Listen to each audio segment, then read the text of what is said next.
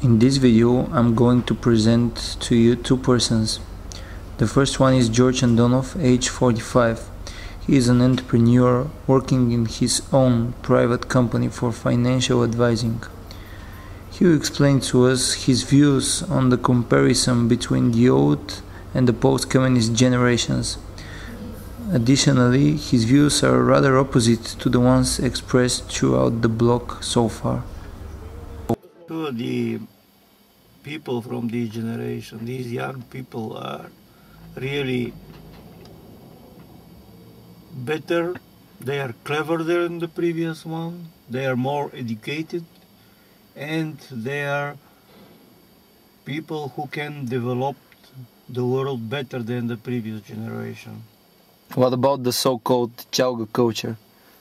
Well, there is always some people which are not very well educated, and they are, how to say, they are people who love, but this is their level of understanding of life. The other person is William Popov, age 22. He is a student from the American University in Bulgaria. His views are similar to the ones expressed by Mr. Andonov, despite the fact that he is part of the so-called new generation. The interview with him is another counterpart to the general opinions expressed throughout the Youth of Sofia blog. What do you think about today's youth? Is it better or is it worse than the youth of communism? Well, today, my generation, the youth from today, is actually better educated. We are more open-minded in comparison with the communist generation. And today we got internet, we got cell phones, we got everything. The communication is better, so we are more. We got this entrepreneurship spirit, and that we can easily change the way the world lives.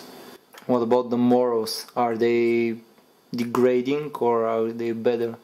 Well, it depends on the perspective, because in the communist times, people get these norms of behavior that they should follow. Right now, it's more open society in this global world. I think it's pretty normal to be our generation to be more open to the world, and everyone can choose how to behave and what to do.